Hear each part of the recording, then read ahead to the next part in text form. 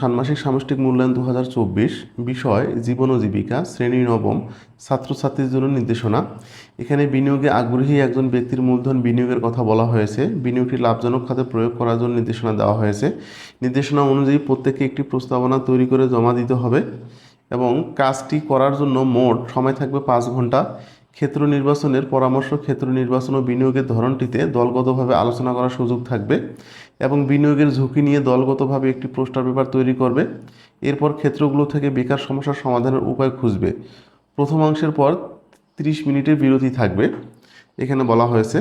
তো এখন চলে দিয়ে মূল প্রশ্নটা বা মূল্যায়নের ধরনটা কেমন হবে। অ্যাসাইনমেন্ট বা মূল্যায়ন বলা হচ্ছে মূলধন বিনিয়োগের প্রকল্প প্রস্তাবনা প্রণয়ন। দেখুন, জিহাদ সাহেব একটি বেসরকারি প্রতিষ্ঠানে কর্মকর্তা ছিলেন। তিনি কিছুদিন যাবৎ তার চাকরি থেকে অব্যাহতি নিয়েছেন।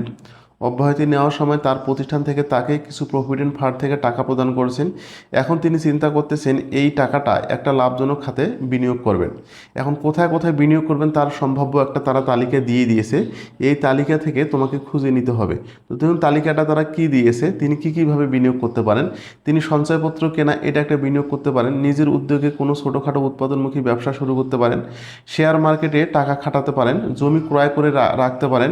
বিভিন্ন ধরনের কৃষি পণ্য ব্যবসা তৈরি করতে পারেন। ডেয়ারি ফার্ম তৈরি করতে পারেন, নার্সারি তৈরি করতে পারেন বা চাষ করতে পারেন, মাছ চাষ করতে পারেন, পোলট্রি ফার্ম করতে পারেন। এই যে ক্ষেত্রগুলো এখানে দিছে, এই ক্ষেত্রগুলো থেকে তিনি যখন কাজটা শুরু করবেন তিনি কার কার কাছে পরামর্শটা এখানে নিতে পারবেন। কাজ একক কাজ, মূলধন বিনিয়োগের জন্য তিনি কার কার কাছে পরামর্শ নিতে পারেন। বিশেষ দ্রষ্টব্য, এখানে ব্যক্তি বা সংস্থা উভয়ই হতে পারে। এখানে ব্যক্তির কাছেও পরামর্শ নিতে পারেন অথবা কোনো সংস্থার কাছেও পরামর্শ নিতে পারেন। তো দেখুন, মূলধন বিনিয়োগের জন্য তিনি নিম্নলিখিত লোকগুলোর কাছে পরামর্শ নিতে পারেন। যিনি মূলধন বিনিয়োগে সফল হয়েছেন তার কাছে পরামর্শ নেওয়া যেতে পারে, মানে তিনি অলরেডি সফল হয়েছেন। তিনি তার বন্ধুদের কাছ থেকে পরামর্শ নিতে পারেন। যে সমস্ত সংস্থা আর্থিক খাতে ঋণ বিতরণ করে সেই সমস্ত সংস্থা থেকে তিনি পরামর্শ পেতে পারেন। আজকাল বিভিন্ন উপজেলায় যুবকদের বিভিন্ন কর্মক্ষেত্রে বিনিয়োগ করার জন্য বিভিন্ন প্রকার প্রশিক্ষণ দিয়ে থাকেন, সুতরাং তাদের কাছ থেকেও তিনি পরামর্শ নিতে পারেন। আবার বলা হচ্ছে তিনি বিভিন্ন সংস্থা থেকে পরামর্শ নিতে পারেন, যেমন যুব উন্নয়ন অধিদপ্তর, সমাজসেবামূলক সংস্থা ইত্যাদি। যিনি বিনিয়োগে একবার ব্যর্থ হয়েছেন তার কাছ থেকেও তিনি পরামর্শ নিতে পারেন কী কারণে তিনি ব্যর্থ হয়েছেন, কারণ ব্যর্থতা থেকে শিক্ষা নিয়ে সফলতার দিকে এগিয়ে যাওয়া সম্ভব হয়। এটা গেল কাজ 1। এখন আমরা দেখব হলো কাজ 2। কাজ 2 কী দেওয়া আছে। কাজ দিয়ে বলা আছে দলগত কাজ। দৃশ্যপটের আলোকে দলগতভাবে আলোচনার মাধ্যমে বিনিয়োগ সম্পর্কে তোমার ধারণার একটি পূর্ণাঙ্গ চিত্র দাও। মানে তিনি যে বিনিয়োগ করবেন এই সম্পর্কে দলগতভাবে আলোচনা করে একটা পূর্ণাঙ্গ ধারণা দিতে হবে বিনিয়োগ সম্পর্কে। তো চলুন আমরা একটা বিনিয়োগ সম্পর্কে ধারণা দেওয়ার চেষ্টা করি। বলা হচ্ছে এখানে বিনিয়োগ সম্পর্কে ধারণা বলা হচ্ছে এখানে দৃশ্যপটের আলোকে দলগতভাবে আলোচনার মাধ্যমে বিনিয়োগ সম্পর্কে আমার নিম্নলিখিত ধারণাগুলো ব্যাখ্যা করা হলো। নির্দিষ্ট পরিমাণ ঝুঁকি গ্রহণের মাধ্যমে মুনাফা প্রাপ্তির উদ্দেশ্যে নিজ তত্ত্বাবধানে কিংবা অন্য কোনো ব্যক্তি প্রতিষ্ঠানের তত্ত্বাবধানে নির্দিষ্ট পরিমাণ অর্থ বা সম্পদ কাজে লাগানোকে বিনিয়োগ হিসেবে বিবেচনা করা হয়। লাভের আশায় সঞ্চয়ের টাকা কোথাও ব্যবহার বা লগ্নি করাকে সাধারণত বিনিয়োগ হিসেবে অভিহিত করা যেতে পারে। এরপরে বলা আছে দেখুন, বিনিয়োগের জন্য নির্দিষ্ট পরিমাণ অর্থের প্রয়োজন হয়। অর্থের পাশাপাশি আমরা আমাদের শ্রম, মেধাও বিনিয়োগ করতে পারি। বিনিয়োগের মূল উদ্দেশ্য হলো নির্দিষ্ট সময় শেষে সম্পদের বৃদ্ধি। বিনিয়োগে বিভিন্ন মাত্রার ঝুঁকি বিদ্যমান থাকে। এখানে বলা আছে বিনিয়োগ সম্পর্কে কিন্তু কতগুলো ধারণামূলক কথা বলা হচ্ছে। তারপরে বলা হচ্ছে বিনিয়োগের বিদ্যমান ঝুঁকি সম্পর্কে সম্পদ বৃদ্ধি মুনাফার সম্পর্ক রয়েছে। সাধারণত যে বিনিয়োগের ঝুঁকির পরিমাণ বেশি হয় সেই বিনিয়োগে লাভের পরিমাণও বেশি থাকে। বিনিয়োগের জন্য বিভিন্ন ধরনের উপায় রয়েছে। বিনিয়োগকৃত অর্থের ব্যবস্থাপনায় নিজে যেমন করা যায় তেমনি অন্যের ব্যবস্থাপনায় অর্থ বিনিয়োগ করা যায়। ঝুঁকিহীন বিনিয়োগে সাধারণত সঞ্চয়মূলক বিনিয়োগ বা নিরাপদ বিনিয়োগ নামে পরিচিত, যেমন সঞ্চয়পত্র কেনা। আবার সময় কত বিবেচনায় বিনিয়োগ বিভিন্ন ধরনের হতে পারে, মানে সময়ের দিক থেকে চিন্তা করলে বিনিয়োগ বিভিন্ন ধরনের হতে পারে, যেমন স্বল্পমেয়াদী 1 বছর মেয়াদী বিনিয়োগ, মধ্যমেয়াদী 1 থেকে 3 বছর মেয়াদী বিনিয়োগ, দীর্ঘমেয়াদী 3 থেকে এর বেশি বিনিয়োগ, অর্থাৎ 3 বছরের বেশি যেটা লাগবে সেটা দীর্ঘমেয়াদী বিনিয়োগ। এটা গেল আমাদের 2 নম্বর কাজ। এবার 3 নম্বর কাজ কি বলতেছে, উল্লেখিত সমস্যা ক্ষেত্রগুলোকে কেন্দ্র করে প্রতিটা ক্ষেত্র সম্পর্কে গুরুত্বপূর্ণ ঝুঁকির কথাগুলো বিবেচনা করো। মানে এখানে যে ক্ষেত্রগুলো বলা হয়েছে যে আপনার হলো এখানে যে ক্ষেত্রগুলো বলা হয়েছে এই ক্ষেত্রগুলো থেকে প্রত্যেকটা ক্ষেত্র সম্পর্কে আমাকে 2টা করে সমস্যা উল্লেখ করতে হবে এবং সমাধান দেখাতে হবে, অর্থাৎ 2টা করে গুরুত্বপূর্ণ কথা লিখতে হবে। সঞ্চয়পত্র কেনা, এরপরে নিজের উদ্যোগে ছোটোখাটো উৎপাদনমুখী ব্যবসা শুরু করা, শেয়ার মার্কেটে টাকা খাটানো ইত্যাদি, এগুলো নিয়ে আমাকে কিছু কথা লিখতে হবে। তো চলুন আমরা এখানে এগুলো নিয়ে কিছু কথা আমরা লেখা শুরু করি। 3 নম্বর কাজ, দেখুন দৃশ্যপটের প্রেক্ষিতে আমি যদি শেয়ার মার্কেটে টাকা বিনিয়োগ করি, অর্থাৎ শেয়ার মার্কেটে যদি টাকা আমরা বিনিয়োগ করি, তাহলে আমাকে শেয়ার মার্কেট সম্পর্কে খুব ভালোভাবে জানতে হবে, খুব বুঝে শুনে বিনিয়োগ করতে হবে।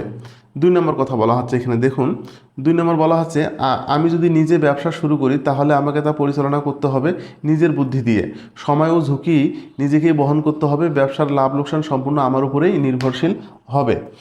এরপরে দেখুন জমি কেনার কথা এখানে বলা হয়েছে, আমি যদি জমি কিনে রাখি ঠিক কত সময় পরে পরে দাম বৃদ্ধি পাবে, এর পরে হবে দাম বৃদ্ধি পাবে তার কোনো নিশ্চয়তা নেই। তবে যথাযথ দলিলপত্র যাচাই করে নিষ্কণ্টক জমি কেনা হলে সাধারণত তেমন কোনো লোকজন হয় না, লোকজন হয় না বলতে এখানে হবে লোকসান হয় না। আবার কৃষিপণ্য বেচাকেনা করেও লাভ করা যায়। কৃষিপণ্য গুদাম করে রাখার সময় অনেক যত্ন নিতে হবে, তা না হলে পণ্য পচে যেতে পারে।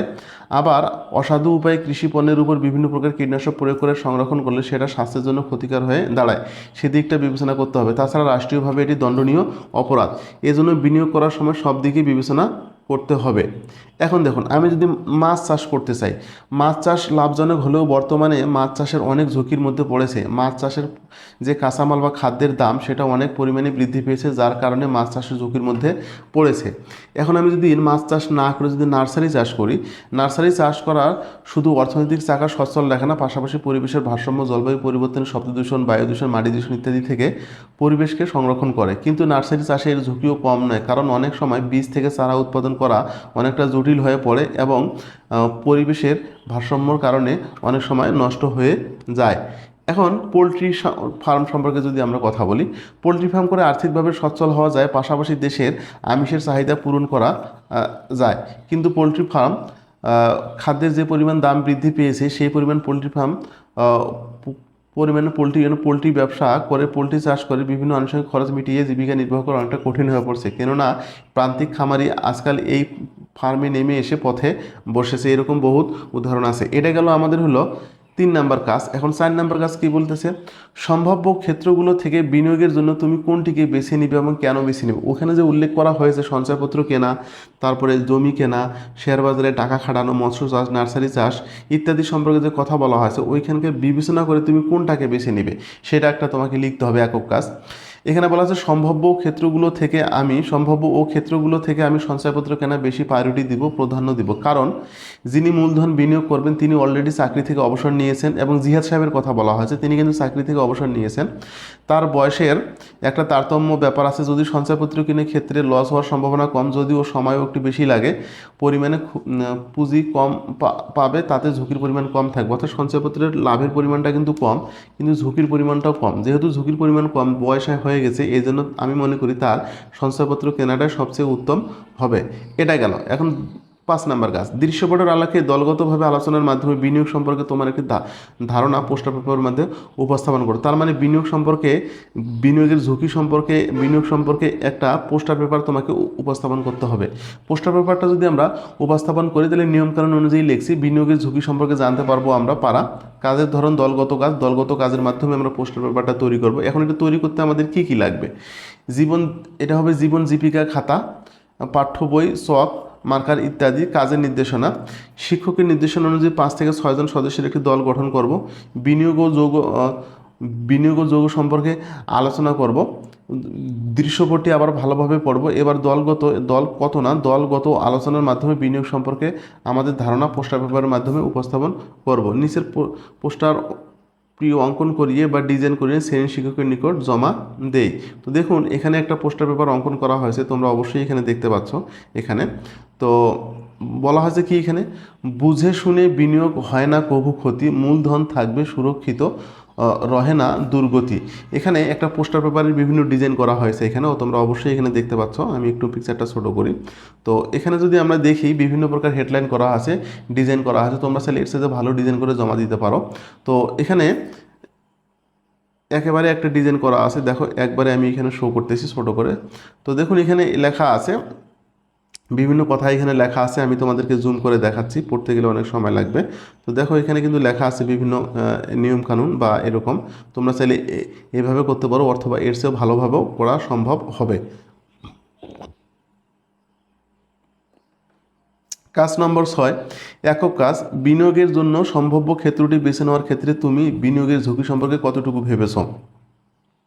দেখো আমি যে সঞ্চয়পত্র কিনলাম বা কিনবো সেটার জন্য আমি ওই লোকটার জন্য কতটুকু চিন্তা করছি সেটার ব্যাখ্যা এখানে তোমার কাছে যাচ্ছে।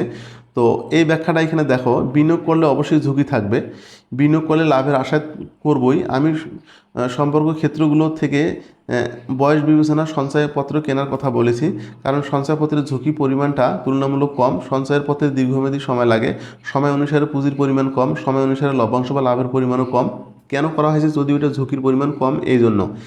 এখন দলগত কাজ 6 নাম্বার, দলগতভাবে আলোচনা করো, এই সিদ্ধান্তে উপনীত হও যে বিনিয়োগ কতভাবে করা যায়। দলগতভাবে সিদ্ধান্ত নিয়ে দেখা গেল যে বিনিয়োগ দুইভাবে করা যায়, প্রত্যক্ষ বিনিয়োগ, পরোক্ষ বিনিয়োগ। প্রত্যক্ষ বিনিয়োগে ব্যক্তি নিজে সরাসরি বিনিয়োগ করে থাকেন, এক্ষেত্রে শ্রম, মেধা, ঝুঁকি সবই নিজ দেশ বা নিজেই করতে হয়, ঝুঁকি ও লাভ নিজেই বহন করতে হয়। পরোক্ষ বিনিয়োগ, পরোক্ষভাবে বিনিয়োগ তিনভাবে করা যায়। একটা হলো ঋণ পণ্য, তোমরা দেখে নিবা, এটা লিখে দিছি বন্ধুরা। তারপরে বলা হলো মূলধনী পণ্য, তারপরে বলা হচ্ছে ব্যক্তি মালিকানাধীন মূলধন বিনিয়োগ। এটা গেল বিনিয়োগের ধরন। দ্বিতীয় অংশ এখানে চলে আসি আমরা, কাজ 7, নির্বাচিত ক্ষেত্রটির সাথে প্রযুক্তির ভবিষ্যৎ প্রভাব বা প্রযুক্তির মাধ্যমে ক্ষেত্রটি সংকুচিত হবে কিনা তা যাচাই করো। মানে আমরা যে সঞ্চয়পত্র কেনার কথা বলেছি এইটা প্রযুক্তির কারণে সংকুচিত হবে কিনা এই বিনিয়োগটা। দেখো উত্তর, আমি যে বিনিয়োগের কথা বলছি ব্যাখ্যা করছি, এই ক্ষেত্রে সাথে প্রযুক্তির প্রভাবে বিষয়টা ততটা ব্যক্তিগত পর্যায়ে প্রভাব ফেলবে না, কারণ এখানে প্রযুক্তি সঞ্চয়পত্র নিয়ে কাজ করবে, তাদের কাজের পরিধির উপর প্রযুক্তির প্রভাব বিস্তার করতে পারবে, যারা কাজ করবে তাদের উপর, কিন্তু আমরা যারা সঞ্চয়পত্র কিনবো বেচবো আমার উপর ততটা প্রভাব পড়বে না। প্রযুক্তির মাধ্যমে ক্ষেত্রটি সংকুচিত হবে না, কিন্তু যারা বিষয়টি ব্যবস্থাপনা করবে সেক্ষেত্রে জনবল কাঠামো প্রযুক্তি প্রয়োগ কমতে পারবে, যারা কাজ করবে তাদের জন্য এটা জনবল কাঠামোটা কমতে পারে। এখন হলো কাজ নাম্বার 8, উল্লেখিত ক্ষেত্রগুলোর মধ্যে যে কোনো দুটি ক্ষেত্রের মধ্যে নতুন পেশার অন্বেষণ করে বেকার সমস্যার সমাধান করা সম্ভব কিনা। মানে ক্ষেত্রগুলো যেটা আমরা নির্বাচন করছি সেখান থেকে বেকার সমস্যা তৈরি করা মানে সমাধান করা সম্ভব কিনা, যে কোনো দুইটা ক্ষেত্রের কথা এখানে বলা হয়েছে। উল্লেখিত ক্ষেত্রগুলো থেকে যে কোনো দুটি নতুন পেশা অন্বেষণ করে বেকার সমস্যার সমাধান করা সম্ভব, যা নিচে উল্লেখ করা হলো। নিজের উদ্যোগে কোনো ছোটোখাটো উৎপাদন কি ব্যবসা, এখানে হবে উৎপাদনমুখী ব্যবসা শুরু করা। উৎপাদনমুখী ব্যবসা শুরু করতে হলে এককভাবে করা সম্ভব নয়, এখানে দুই বা ততোধিক লোকের সমন্বয় ঘটিয়ে উৎপাদন করতে হবে, সেটা বাজার করার জন্য লোকের প্রয়োজন আছে, বিক্রি করার জন্য আরও অনেক লোকের প্রয়োজন আছে, বাজার আছে, প্রকল্প মূল্যায়ন, বিভিন্ন কাজে জনবল কাঠামো প্রয়োজন আছে। এই কাজগুলো করতে সম্পূর্ণভাবে এককভাবে সম্ভব নয়, সেজন্য এখানে নতুন পেশা উন্মেষ ঘটবে বা বিভিন্ন ধরনের লোকের কর্মসংস্থান সৃষ্টি হবে। এভাবেই একজন উদ্যোক্তা কর্মসংস্থান সৃষ্টি করে বেকার সমস্যার সমাধান করতে পারে। তাই চাকরির চেয়ে উদ্যোক্তা হওয়া অনেক সম্মানের ও সামাজিক মর্যাদার অধিকারী। এটা একটা বিষয় হলো তুমি যদি কোনো কিছু উৎপাদনমুখী ব্যবসা করো। 2 নম্বর কথা আছে, ধরো তুমি ডেইরি ফার্ম করবা, তো ডেইরি ফার্ম যদি আমি করি তাহলে গরু খাওয়া দেওয়ার জন্য আমার লোকের প্রয়োজন হবে, গরু চিকিৎসা করার জন্য লোকের প্রয়োজন হবে, খাদ্য সংগ্রহ করার জন্য লোকের প্রয়োজন হতে পারে, দুধ দহনের জন্য লোকের প্রয়োজন হতে পারে, সার্ভিস দেখাশোনা করার জন্য লোকের প্রয়োজন হতে পারে, বাজার মূল্য যাচাই করার জন্য লোকের প্রয়োজন হতে পারে, ডেইরি ফার্মের সার্বিক তত্ত্বাবধানের জন্য বাতায়নের জন্য লোকের প্রয়োজন হতে পারে। দেখুন এখানে অনেকগুলো লোকের প্রয়োজন হতে পারে। উক্ত কাজে প্রতিটি ক্ষেত্রে জনবল কাঠামোতে অবশ্যই প্রয়োজন হচ্ছে, এভাবেই কর্মসংস্থান সৃষ্টি করে বেকার সমস্যার সমাধান হবে। এই গেল আমাদের অ্যাসাইনমেন্টের কাজ। এখানে বলা হচ্ছে শেষে কাজগুলো সম্পন্ন করে তোমার শ্রেণী শিক্ষকের নিকট জমা দেওয়ার জন্য তোমাকে ধন্যবাদ। তো সবার পরীক্ষা ভালো হোক শুভকামনায় শেষ করতেছি। আল্লাহ হাফেজ। এবং পরবর্তী ভিডিও পাওয়ার জন্য আমার চ্যানেলটির সাথে সাবস্ক্রাইব করে থাকুন।